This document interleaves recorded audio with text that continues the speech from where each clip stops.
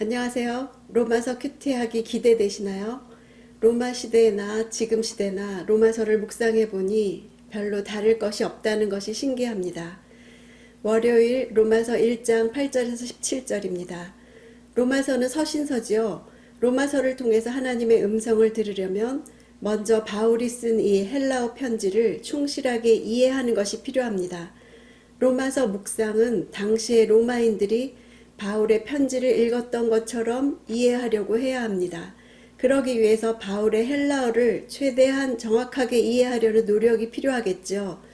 그래서 한글 번역에는 안 나타나는 접속사를 찾아내야 바울의 논리의 흐름을 파악할 수 있습니다. 바울이 로마의 성도들에게 할 말이 있어서 편지를 썼기 때문입니다. 그래서 접속사가 살아있는 영어본도 꼭 함께 읽으시길 권합니다. 2000년 전 바울이 로마의 성도들에게 했던 말을 파악하는 것이 오늘 나를 위한 하나님의 음성을 듣는 첫 걸음이 됩니다. 본문이 애초에 의미했던 바를 발견하지 않으면 그 본문이 지금 의미하는 바를 깨달을 수 없습니다. 그 말은 본래 의미를 아는 것이 어떻게 오늘 나의 이야기가 되는지 알게 된다는 것입니다. 성령의 도우심을 기대하지만 성령의 역사로 바울의 헬라어가 저절로 해독되거나 바울의 논리가 이해되는 것이 아닙니다. 당시의 언어를 이해하려고 다른 번역본을 읽는다든지 하는 노력이 필요하고 그 다음 말씀 앞에 나 자신을 내려놓고 하나님을 알려고 하고 하나님의 뜻을 알려고 해야 할 것입니다. 나를 겨냥하시는 성령의 움직임에 민감해야 할 것입니다. 8절 바울이 로마 교회의 믿음이 널리 알려진 것을 감사하고 있죠. 믿음은 눈에 보이지 않는데 어떻게 널리 알려질 수가 있을까요? 믿음은 눈에 보이는 순종으로 드러납니다.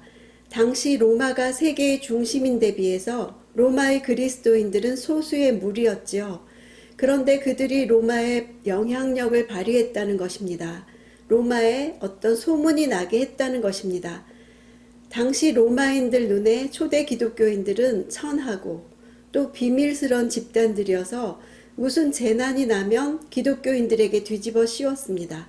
그러나 기독교인들은 죽은 자들의 장례를 대신 치러주는 등 거룩한 삶의 자세를 보이고 자신뿐 아니라 가난한 로마인들까지 돌봐주는 선행을 베풀었습니다. 이 소문이 아직 로마를 가보지 않은 바울 귀에까지 들리게 된 것입니다. 이것이 교회지요. 대로마에 있는 소수의 사람들이 로마에 영향을 미쳤습니다. 소수의 사람들이 다른 질의 삶을 살 때 그 믿음이 온 세상에 전파되었습니다. 대로마라도 영향을 받았습니다.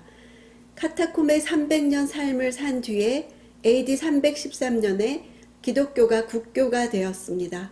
이 시대 교회가 들어야 하고 내가 들어야 할 말입니다.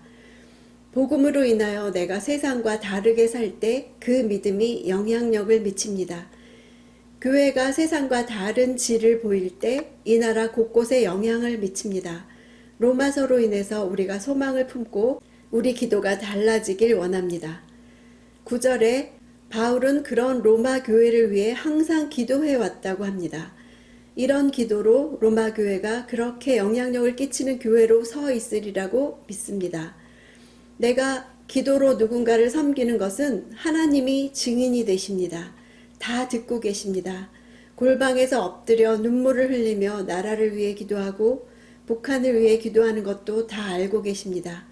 중보기도는 결코 손해나는 기도가 아닙니다. 내가 그렇게 기도하는지 그 사람이 몰라줘도 됩니다. 하나님께 나아가기 때문에 중보기도를 드릴수록 내가 하나님의 마음을 알게 되어서 하나님의 사람으로 합당하게 되어갑니다. 11절 로마로 가려는 이유는 신령한 은사를 나눠주어 견고하게 하려고.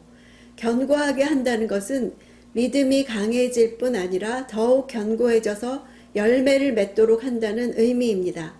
로마 교회는 앞으로 카타콤 300년을 견뎌야 하는 교회입니다. 대를 이어가며 견고하게 될 필요가 있었습니다.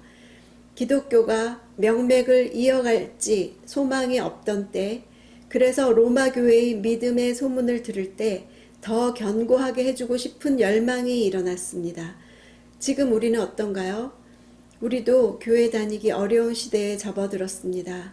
어떻게 서로 은사를 나누며 믿음을 견고히 할 수 있을까요? 바울은 이미 로마 교회를 통해 로마의 복음화를 꿈꾸었을 것입니다. 은사는 나눌 때 더 기름 부어 주십니다. 쓸수록 더 부어 주십니다. 내게 주신 은사는 무엇인지 알고 있습니까? 은사를 나눌수록 기름 부어 주셔서 더 풍성해지고 있습니까? 12절을 보면 피차 안위함을 얻으려 합니다. 성도는 피차 격려받아야 하는 존재입니다.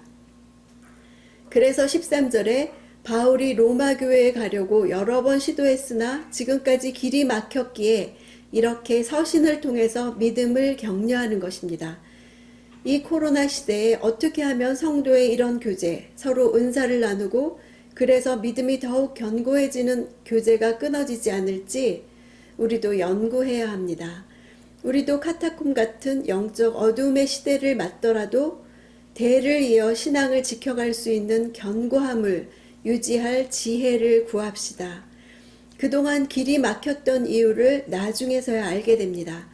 로마에 죄수의 몸으로 가게 되었기에 아그리빠 왕 앞에서 변론하고 복음을 전할 수 있었던 것입니다. 지금 여러 가지로 길이 막히는 우리 시대의 이유가 다 있을 거라고 믿어집니다. 14절 헬라인이나 야만인이나 지혜 있는 자나 어리석은 자에게 다 내가 빚진 자라. 왜 그렇게 로마에 가려고 했나요? 빚진 자의 마음, 복음의 빚진 자의 부담감이 있었기 때문입니다. 자신도 복음을 모르던 시간이 있었고 지금 복음을 모르는 사람들에 대해 빚진 자의 심정이 된 것입니다. 이처럼 나에게 주신 복음에 대해서 부담감을 가지고 있습니까? 가족에게 전할 부담감이 있습니까? 친구나 이웃에게 부담감을 가지고 있습니까? 북한이나 선교지에 복음의 부담감을 가지고 있습니까? 그래서 오늘 무엇을 할 것입니까? 15절 이미 믿고 있는 로마 성도들에게도 복음 전하기를 원했습니다. 그들을 구원하려는 목적이 아니라 거룩하게 함으로써 구원을 지키도록 하려는 목적이죠. 회심하게 하는 것도 복음이요. 거룩하게 하는 것도 복음입니다. 복음이 지닌 의미와 뜻을 사람들에게 다시 생각나게 하는 일에도 힘써야 합니다. 믿어 순종하려면 복음을 날마다 계속 들어야 합니다. 좋은 소식을 나누는 방법 중에 하나가 11절에 신령한 은사를 각각 활용하는 것입니다. 16절에서 17절은 로마서 전체의 주제가 되는 말씀이죠. 바울은 복음이 부끄럽지 않다고 말합니다. 그 이유는 복음은 믿는 자에게 구원을 주시는 능력이 있기 때문이다. 바울이 생각하는 복음은 능력이 있느냐 없느냐입니다. 바울의 자신감은 능력이 없는 글에만 머무는 유대의 율법과도 구별되고 공허한 말뿐인 헬라의 철학과도 구별됩니다. 3절에서 복음이 왜 구원을 주시는 능력이 있나? 바로 아들에 관한 것이기 때문이라고 했죠. 어떤 아들이었나요? 육신으로는 인간적 출생은 다윗의 후손이요. 영으로는 두 번째 출생으로는 죽은 자 가운데서 부활하신 아들이다. 복음이 능력이 있는 것은 죄의 문제를 해결했기 때문이죠. 인간의 모든 고통은 죄로부터 시작됩니다. 예수의 십자가와 부활이 이 죄 문제를 해결했기 때문에 능력이 있는 것입니다. 복음은 삶을 새롭게 만들 정도로 강력합니다. 복음이 부끄러운 사람은 자기 삶에서 복음으로 인한 능력을 경험하지 못하기 때문입니다. 남편이 의욕이 없는 것, 자녀가 방황하는 것, 다 복음이 없기 때문입니다. 내가 가진 복음이 내가 살아가는 데 있어서 실제로 능력이 되고 있습니까? 오늘 나에게 가장 능력이 되는 것에 시간을 쓰는 하루일 것입니다. 말씀이 실제적으로 능력이 되는 하루가 되기를 바랍니다. 17절 헬라어로는 왜냐하면으로 시작하는 접속사가 있습니다. 16절에 근거를 제시해 주는 절이죠. 복음에 하나님의 의가 있기 때문이다. 복음 안에 죄인을 의롭게 하는 하나님의 의가 있어서 믿음으로 시작해 믿음에까지 이르게 한다. 우리를 구원하는 것은 끝까지 견디는 믿음입니다. 하박국의 말씀을 인용해서 오직 의인은 믿음으로 살 것이라고 합니다. 이 말씀이 종교 개혁을 일으켰습니다. 이 말씀이 나도 개혁하기를 원합니다. 우리는 믿음으로 사는 것입니다. 로마서 시대에나 지금이나 믿음으로 사는 것은 조롱받을 어리석은 일이지만 이것이 진정 사는 길입니다. 누구도 죄와 죽음의 문제를 해결할 수 없지만 하나님은 믿음으로 우리를 구원하시고 의롭게 하십니다.